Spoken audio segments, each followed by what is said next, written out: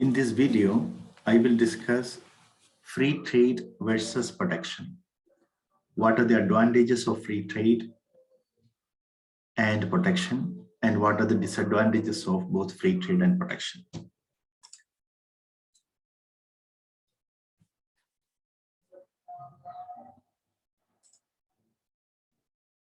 What is free trade? Free trade refers to the trade that is free from all artificial barriers to trade, like tariffs, quantitative restrictions, and exchange controls, etc. So if trade is free of all controls, all barriers, then that is what is called the free trade. Often in international trade theories, we discuss about the free trade. Means trade without any controls, without any restrictions, without any barriers. That is what is called a free trade. So simply speaking, free trade means trade without barriers, without restrictions, without controls. That is what is called free trade.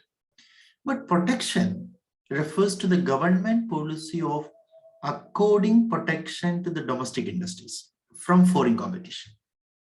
That means in protection, we are helping our own industries. So when you help your own industry, then you will have to put certain restrictions on foreign trade. Let us suppose that X is a product which our industry produces, and we need to protect that industry. Then we must limit the import of the commodity X. We should not buy the commodity X from other countries. And to pursue the people not to buy commodities from other countries, we may impose tariff restrictions or non-tariff barriers to trade. So that means protection means a policy of the government of protecting the domestic industries from foreign competition. Or in protection, we have to introduce the policies of tariff and the non-tariff restrictions. So simply speaking, free trade means trade without restrictions, but protection means foreign trade with restrictions, with controls.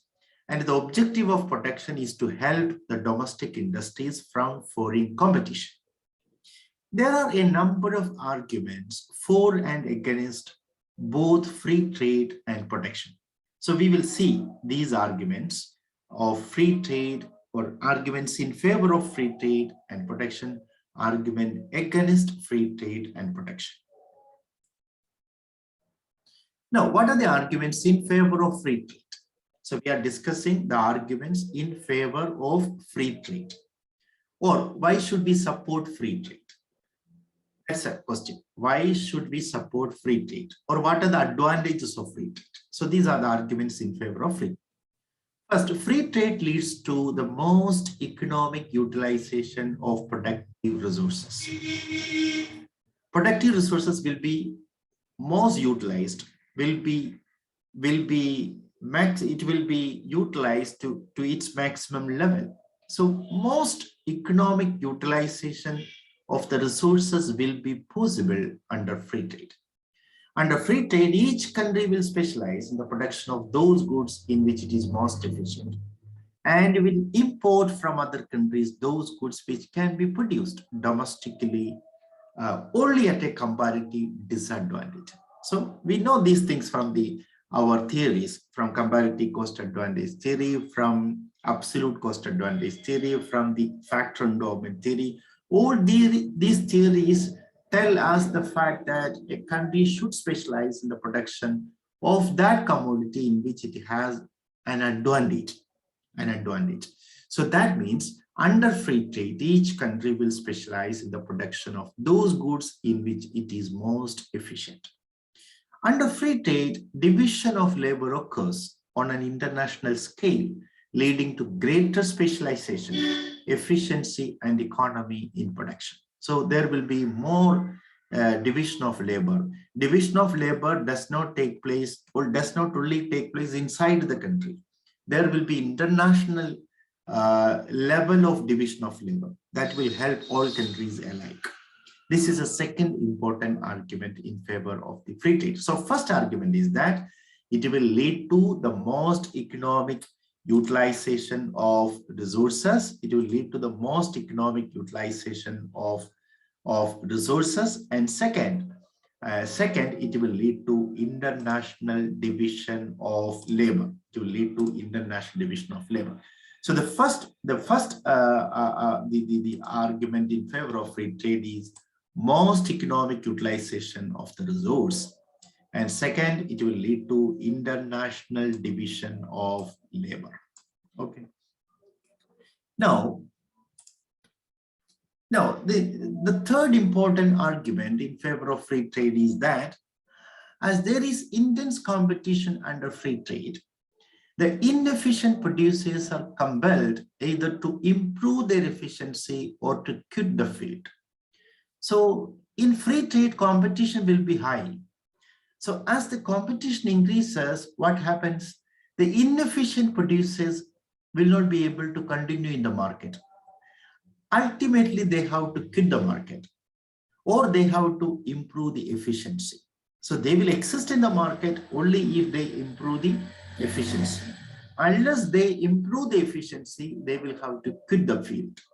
So this is an important argument in favor of the free trade. So free trade does not allow inefficient producers to continue in the market. Inefficient producers, either they have to increase their efficiency or they may have to quit the field. So this is an important thing. Fourthly, free trade helps to break domestic monopolies and free the consumers from exploitation. So let's suppose that there is a domestic monopoly. So if there is no free trade, we will have to buy the commodity from this domestic monopoly offering higher prices. So that will lead to the exploitation of the consumers. But under free trade, domestic monopolies cannot exist because domestic monopolies will have to face competition from their foreign competitors. So exploitation from the part of the domestic monopolies can be stopped under free trade. Next, free trade benefits the consumers in different ways. It enables them to obtain goods from the cheapest source. That's very clear from the advantage of from the gain from the trade or gain from free trade that we discussed in the comparative cost advantage theory, absolute cost advantage theory. And from these theories, it is obvious that the free trade will always benefit the consumers because they will be able to obtain goods at the cheapest rate from different sources. So free trade also makes available large varieties of goods. So we will get a variety of goods through this free trade. And under free trade, there are not much scope for corruption, which is rampant under protection. So in protection, there is control. And wherever there is control, there will be corruption also. So in free trade, there is no control. Therefore, there is no scope for corruption in free trade. These are the arguments in favor of free trade. See the arguments in favor of free trade. The first one, it will lead to most economic utilization of resource. Second, it will lead to division of labor, international division of labor. Third, it will lead to the exit of the inefficient producers from the market. And next, it will break domestic monopolies. Next, it will enable consumers to get goods from different sources at cheaper rates. Next, there is no scope for corruption under free trade. Now we will see the arguments for protection. So what are the arguments in favor of protection? The following are the arguments in favor of protection. So here we will discuss some important points, which will prove why we need protection of domestic industries. This is the thing which we are going to explain. Arguments in favor of protection. Or why do you argue for protection? Or why do you think that protection is very important? So these questions can be answered with the help of this explanation. The arguments in favor of protection. First argument is infant industry argument. Infant industry argument is advanced by, mainly by two important writers, Alexander Hamilton and Frederick List. these two economists and some others also have actually advanced this important argument in support of protection. That argument is known as infant industry argument. They assert that a new industry having a potential comparative advantage may not get started in a country unless it is given temporary protection against foreign competition. Simply speaking, means when an industry gets started, we need to give its protection. We need to give all kind of protection to that industry.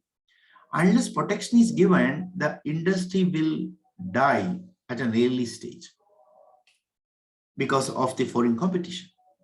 That means, so we know that we have to protect always an infant, a baby. We have to nurse the baby, protect the child.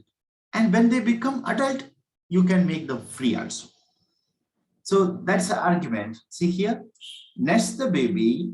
So nurse an industry when it is born, then protect the industry when it is just like a child, and then you can free the industry when it becomes adult. Adult means when it becomes matured, you can free it. Just like that, as we nurse a baby, as we protect the child, as we free the adult, we have to protect the industries at its infancy stage, at its starting stage. Hence, infant industries must be protected. The policy of protection has well been expressed in the following words: nurse the baby, protect the child, and free the adult. That means we need to protect infant industries from foreign competition, and therefore protection is required. This is the first important argument, infant industry argument. Now, second is diversification. An economy needs to have a diversified industrial sector. An economy relying too much on foreign countries runs a number of risks. Changes in political relations and international economic conditions may put the economy into difficulties. Hence, protection is necessary to develop a diversified industrial structure. That means you need to diversify your industrial structure. Unless you diversify your industrial structure, sometimes you may have to depend on other countries. And when your relationship with other countries strain, when your relationship with other countries strains, then it will be very difficult for you to get commodity from other countries. So therefore, an economy relying too much on foreign countries for goods runs a number of risks. Therefore, you have to diversify your industries. You should not concentrate on producing a single commodity in which you have an advantage. You must produce, a country must produce a variety of commodities. A country must produce a variety of countries, and a country must diversify its industrial sector so that it will not be affected by international changes in international economic conditions. So therefore, we need to have protection for our diversified industrial structure. So this is second important argument, that is diversification. And improving the terms of trade. You know what is meant by terms of trade. It is a rate at which two commodities are exchanged between two countries, or it is simply the ratio of price of export to price of import. That is what's called terms of trade. It is argued that the terms of trade can be improved by adopting protective policies. That is, by imposing tariff, a country can expect to get more imports for a given quantity of relatively less export. But the validity of this argument is questionable, because how long this argument can become valid, that is a question. But we say that terms of trade can be improved by giving protection to the industries. So protection is needed to improve the terms of trade. So this is a third argument in favor of protection. Improving the BOP or balance of payment. By restricting imports, a country may try to improve its balance of payment position. Developing economies may have the problem of foreign exchange shortage. Hence, it is necessary to control imports by adopting policies of protection. So when a country's balance of payment is in trouble, then it may have to put certain restrictions on import. Therefore, protection is needed to improve the balance of payment of a country. Fifth, anti-dumping. So we will explain what is dumping. Protection is resorted to as an anti-dumping measure. Anti-dumping simply means selling a commodity in the outside at a cost less than at what it is sold in the domestically. Suppose that commodity X is sold in India at rupees 40. When this same commodity is sold in America at a price less than 40, then that is what is called a kind of dumping. So dumping means we just sell the commodity in the foreign countries at a very low price, even lower than at what it is being sold in the domestic country. So protection is resorted. So when some countries dump their output into our country, we have to protect our industries then. And for that, some kind of protective measures, controls, restrictions, tariff barriers are to be imposed on import. So that is why it is that protection is resorted to as an anti-dumping measure. Dumping can harm the domestic industries. Sometimes dumping represents a transmission of the decision abroad to the home country. These factors point out the need to protect domestic industries against dumping. It is argued that a country which already has a tariff can use it as a means of bargaining to obtain from countries lower duties on its export. So if you have a policy of imposing tariff, then you can bargain to obtain from other countries a lower duties. So for bargaining, it is very necessary that we should be protecting our industries by imposing some kind of tariff. Employment. Protection has been advocated to stimulate domestic economy and expand employment opportunities. So employment opportunities will be created when you have a system, when you have your own industries working in your countries, then only the employment opportunities will be created for your population. So protection is very necessary when you need to create employment opportunities. So protection has been advocated to stimulate domestic economy and expand employment opportunities. National defense. It is advisable to develop defense and other industries of strategic importance by providing protection if they cannot survive without protection.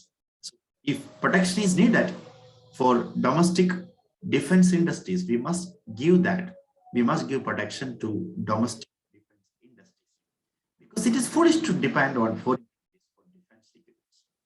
So you cannot depend on foreign countries for a long period of time for defense equipments.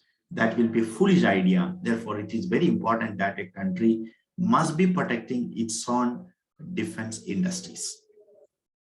Key industries argument. It is also argued that a country should develop its own key industries because the development of other industries depends a lot on the output of the key industries.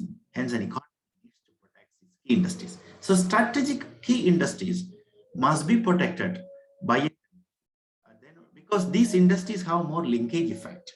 So industries with more linkage effect, they are key industries. Key industries must be protected from foreign competition. The strategic trade policy. It argues that in developed economies, government support should be accorded to gain comparative advantage in the high technology industries, crucial to the future of the nation. Suppose that an industry which is very crucial to the future of the nation, that industry must be protected by the government.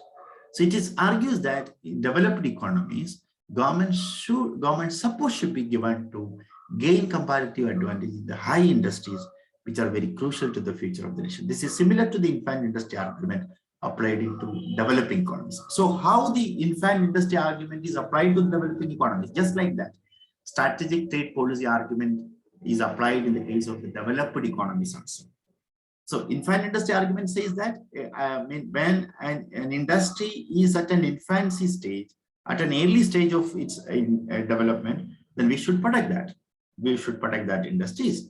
So strategic trade policy says that even when the industry is a grown-up one, even when the industry is a highly advanced one, then also we need to support such industries. Sometimes, if you find that such industries are very crucial for the future of the nation. So strategic trade policy. Then the Pauper Labor argument. The essence of this argument is that if in the home country, the wage level is high, the foreign producers will dominate the market by selling goods cheaper than domestic goods. This will affect the interest of the domestic labor, hence if in the home country the wage level is high, suppose that in America wage level is high, then what America will do? America will try to the foreign producer will dominate the market. The others will dominate the market by selling the cheaper goods than the domestic goods. So if the wage level is high in America, then the cost of production will be very high. The price of the goods will be very high. Then the other nations will try to dominate the American market by selling goods at a cheaper rate. And that will reduce the wage of the laborers. And if the wages of laborers are reduced, the laborers will be pauperized. The laborers will be deprived of minimum wage. Their wage will be lowered. So therefore, protection is needed.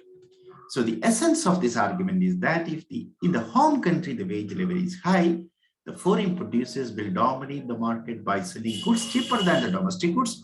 This will affect the interest of the domestic labor because the wage of the domestic labor will be lowered, and therefore protection is needed to protect the interest of the labor. Now, the size of the home market. Protection will enlarge the market for agriculture products because agriculture drives benefits not only from the duties levied on farm products of foreign origin, but also from an increase in purchasing power of the workers in industries similarly protected. So if you protect your industries, then the size of the market, home market will be widened. Size of the home market will be widened.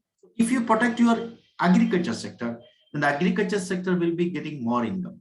And they will be using that income to purchase the industrial commodities from our own country. And in that way, the home country's size will be widened. But on the other hand, if you purchase the commodities imported from other countries, actually the demand for other countries' products will be raised. And that will increase the size of the domestic, that will increase the size of the foreign market, or foreign products market, or foreign country market, that will be widened. So if you have to increase the size of the home market, then there must be protection. The equalization of cost of production. It is argued that import duties will equalize the cost of production between foreign and domestic producers and will neutralize any advantage the foreigner may have over the domestic producers in terms of lower taxes, cheaper labor, and other costs. So that means because suppose that a product is imported to our country is 20, and the price of the same commodity in our country is 25. Then what happens is that we will purchase a commodity, imported commodity we will purchase because that is being made available in our country as rupees 20. So if we impose a tax of 5, import tariff of 5, then the problem will be resolved because prices will be equalized, cost will be equalized. So it is argued that import duties will equalize the cost of production between foreigners and domestic producers and will neutralize any advantage the foreigner may have over the domestic producers in terms of lower taxes, cheaper labor, and other cost. So these are the merits of protection, or these are the points in favor of protection. So why we need protection? The answer is these points. One is infant industry argument. That means to protect the industries at an infancy state. Next, diversification. For the diversification of the domestic industry, protection. Third, to improve the balance of payment, we need protection. Third, fourth, to improve the BOP, balance of payment condition, we need protection. Now, as an anti-dumping measure, we need to adopt protective measures. And for bargaining, we need to protect our industries. For increasing our bargaining power, we need to protect our. For the creation of employment or for creating employment, we need to protect our industry. In the interest of national defense, we need to protect our industries. And we need to protect our key industries, important industries. And we need to protect certain strategic industries, even if they are grown up, even if they are matured, we need to continue our protection of such industries. Then we need to protect our labor, and for that, protection is very essential. And to increase the size of the home market, protection is necessary. To equalize the cost of protection, protection is necessary. So what are the demerits of protection, or what are the arguments against protection? So now we are going to discuss the arguments against or demerits of protection. Because protection is against the interest of consumers. That we know, because when you try to protect our industries, the prices of the goods will remain high. Because you are not allowing the import of commodities at a cheap cost. So what happens ultimately, the consumer's interest will be in trouble because they will have to pay high price for the products. So protection is against the interest of the consumers, and consumers will not get a variety of commodities. So they will have to be satisfied with the commodity domestically available if we introduce protection. So protection is against the interest of the consumer. Second point, protection makes producers and sellers less quality conscious, because we will become less quality conscious because we have no much variety of products. We have to be satisfied with the quality of the products that is available in the market. So it will make producers and sellers less conscious. It encourages domestic monopolies. So if there is protection, then the domestic monopolies will be encouraged, that they will be grown. And it discourages this research and innovation. So if there is no too much competition, if there is no there is no entry of firms from outside, from foreign countries, then the domestic firms will not put more money for research and innovation. So it discourages research and innovation. Protection breeds inefficiency and corruption. So protection, because if there is protection, there is control. That's meaning we are controlling import of commodities and export of commodities. Then wherever there is control, there will be what is called corruption. So protection will create inefficiency and corruption. Protection reduces the volume of free trade. The free trade will be reduced. The volume of trade will be reduced. Not free trade, foreign trade. So protection reduces the volume of foreign trade. And protection leads to uneconomic utilization of world's resources. World resources will remain uneconomically utilized if we adopt a strategy of protection. So these are the demerits of protection, or points against protection, or arguments against protection. So protection is against interest of consumers. Protection makes producers and sellers less quality conscious. It encourages domestic monopolies. It discourages research and innovation. Protection breeds inefficiency and corruption. Protection reduces the volume of free trade, not free trade, foreign trade. Protection leads to uneconomic utilization of world's resources. I think we have discussed points in favor of free trade, and points in favor of protection, and points against protection. So what are the points in favor of free trade? Let us have a quick